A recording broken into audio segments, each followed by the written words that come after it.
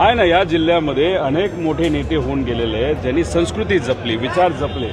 पण आत्ताच्या काळामध्ये आपण बघितले इथले काही आमदार आहेत, नवीन आमदार झालेले आहेत, ते एका बेंटेक्सच्या सोन्यासारखं, म्हणजे जसं सोनं खोटं असतं तशा पद्धतीने खालच्या लेवलला जाऊन मोठ्या नेत्यांवर तुम्ही टीका करत असाल, हे योग्य नाही.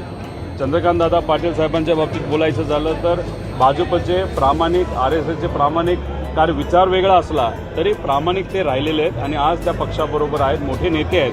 त्यामुळे त्यांना मी विनंती केली, तुमच्या पक्षातल्या बेंटेक्सच्या सोन्याला जरा तुम्ही सांभाळा. आता झाले या सांगलीमध्ये ते एक लातूरचे कुठले तरी आमदार आहेत, नेते आहेत भाजपचे, ते इथं एका संस्थेचा ताबा घेण्याचा प्रयत्न करतात. म्हणजे या सगळ्या संस्था या जमिनीपासून वरती आणण्यासाठी अनेक लोकांनी त्याग केले, पण भाजपच्या लातूरच्या एका आमदाराला इथं संस्था घ्यायची घाई झाली आणि ती ताब्यात घेण्याचा प्रयत्न तिथं करतोय. जसं साताऱ्यामध्ये भाजपचा जे आमदार आणि मंत्री आत्ता आहे, एका संस्थेचा ताबा त्यांनी घेतला. त्यामुळे ताबाखोरी मोठ्या प्रमाणात या भागामध्ये चालली असं आपलं दिसतंय.